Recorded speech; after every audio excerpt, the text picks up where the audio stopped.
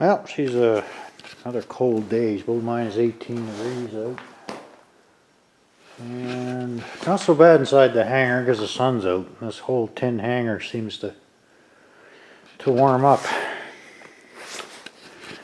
And I'll tell you, if I didn't just come off night shift, I'd be in there flying this thing right now.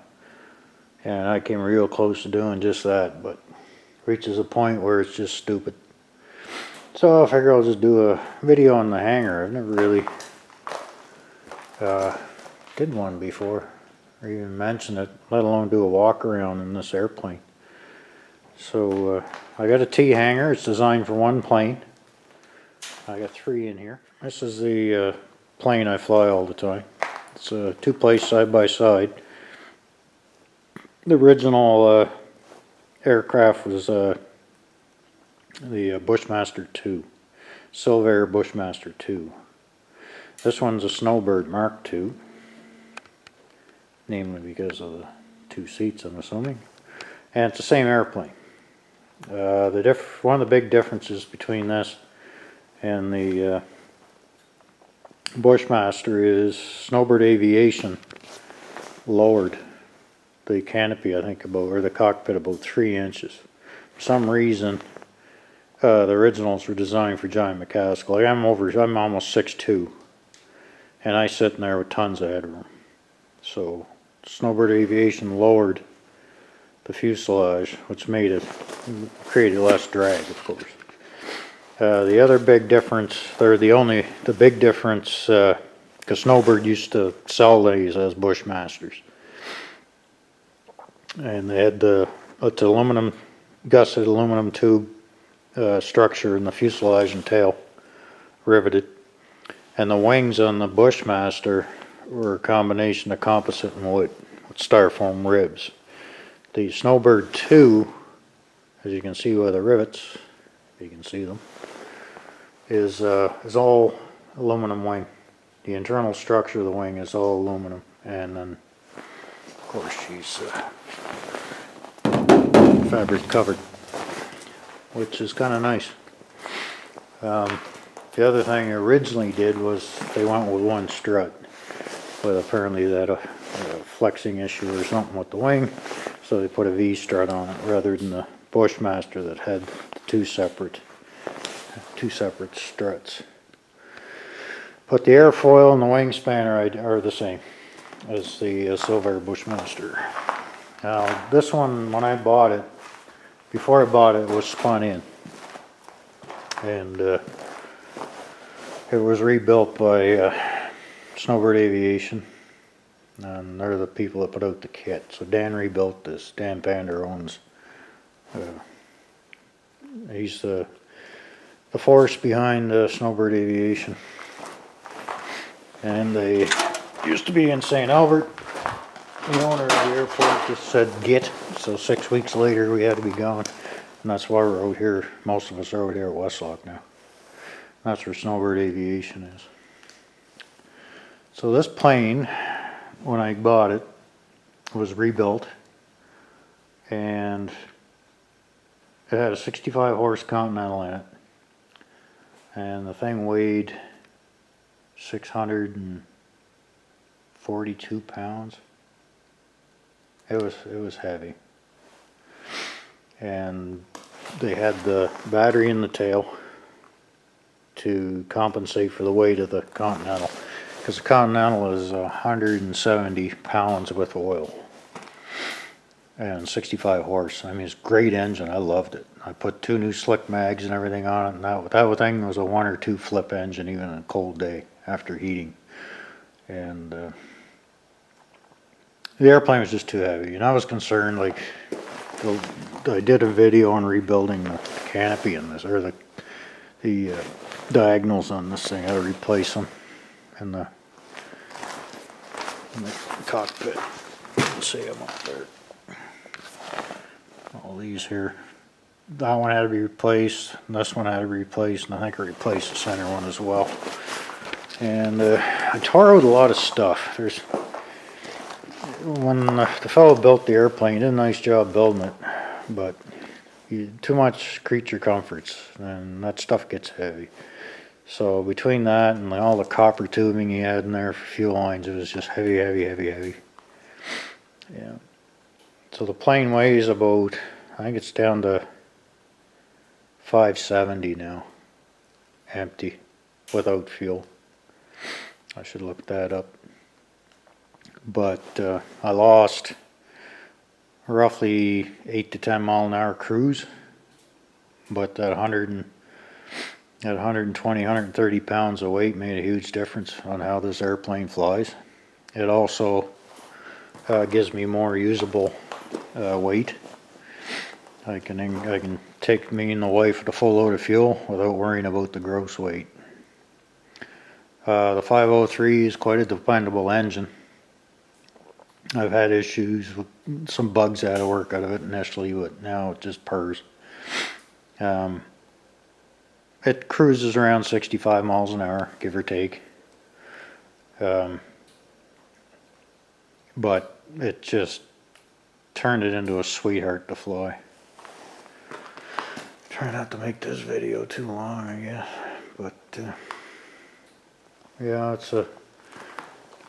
don't know how much more to go on about this thing, but I have to get a hold of transport and let them know I changed the engine. It's an advanced ultralight, this one, and in Canada the advanced ultralight's been around quite a while. I forget when it kicked in, sometime in the 90s, and the government actually did something right for a change. They said, you know what, if we increase the weight of the airplanes, they can build stronger airplanes. But in Canada, you have to have a license to fly an ultralight. If you have an advanced ultralight, you can take passengers, which this airplane is an advanced ultralight. So I can take passengers because I have a passenger rating on my license. So I think you need 10 hours or something, and you can get your passenger rating. So I did, because I take my wife with me. The guy who built this plane, every plane he builds, he's got this Thunderbird on it. Yeah, it's kind of neat actually. I like it. Actually, the Murphy Maverick video I did, the same gentleman built this plane. Henry built this one and the Maverick. Builds a lot of planes, that fella. Another difference between the Snowbird and the Bushmaster, as you can see those caps. There's one here and one here. That's the fuel tanks, and each fuel tank will hold 40 liters of gasoline, or 10 gallons each wing. So this thing will stay in the air a long time. My bladder fills up before my tank's empty. The original Bushmaster had the fuel tank in here underneath the in front of the instrument panel. I kind of like the idea of not having gasoline over my legs, so that's another bonus of this plane.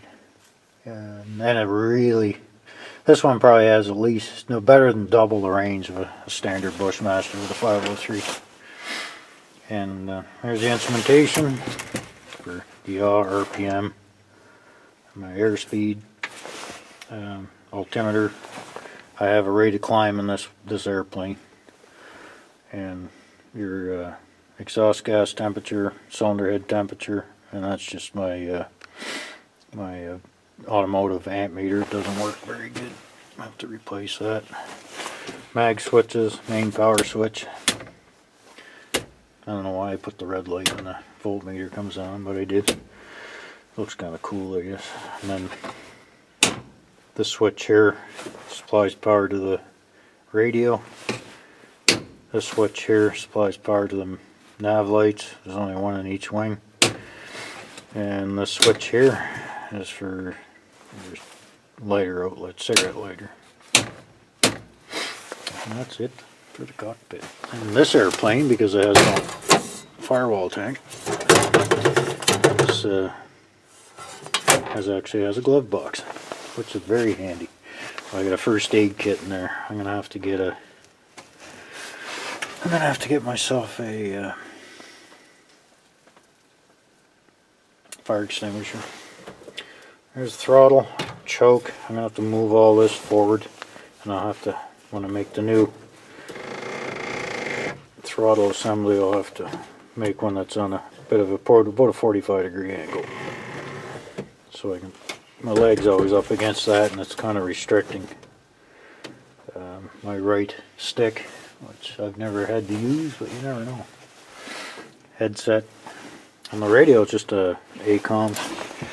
It's an ICA3.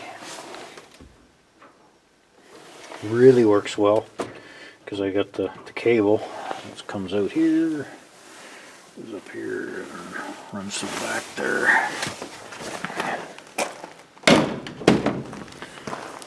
It has an actual antenna on this thing. It transmits and receives beautifully. And something else different about this plane is Henry put a real aircraft tail wheel on it. Yeah. I got these tarps hanging down. Everybody thinks it's because my roof leaks. Well, one little spot it does. The biggest reason is you get frost and dew forms on the top of the metal roof. The whole building is metal, and then when the sun comes up, it melts and drips all over my plane. So that's why I got these tarps up here. And it helps keep a lot of dust off the plane too. You see the spring for the exhaust sticking out a bit here of the cowl. There's a muffler. Originally they had the muffler just came out the side, and they're rubber mounted, and they just kind of stuck out there. Kind of ugly. This one's tucked in nice and clean, except I seem to aim it so it leaves a skid mark on my landing gear. Just drum brakes. And Dan put discs on his and they didn't work any better, and they just added weight. So it has a kind of like a Cub style bungee suspension on it. So we just like a Piper Cub, it's got the bungee wrapped around it. But anyway, this has been a really sweet little airplane. I don't have oil injection in it, just because if you got gas, you got oil, what mixed gas, so that's the way I left it, and a little smidgen lighter. And I don't have to worry about pump failure, although I seldom ever hear them failing. And it's a twin carb 503, 50 horse, 48, 50 horse. And I got a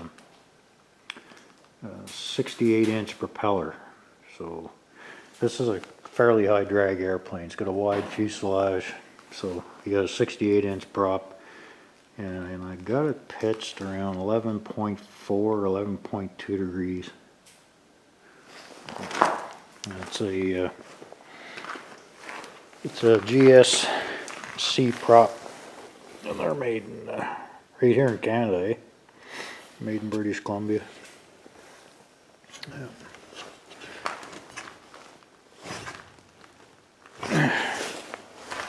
Yeah, it's a little stiff. 80 weight oil they use in the gearbox is stiff in this cold weather. And there's the skis I haven't put on this year. I may put those on yet, I don't know. I'll have to go over and look at the grass field and see if I can get away with that. But anyway, that's my babble of the day. I should get 5 or 6 views on this video, but I figured I never did a quick walk around this airplane, a little bit of a history of her. I'm the 3rd owner of this one, yeah. Henry being the builder and the original, and another guy that showed off, spun her in, and I'm the 3rd. And actually, I'll see if I can find a picture of my first ultralight airplane. Way before I got into computers and GoPros, or even before GoPros even existed. Little single-seat airplane I had. But that's it. I wish I could go up today. It's better to be on the ground wishing you were flying than flying wishing you were on the ground. Take her easy.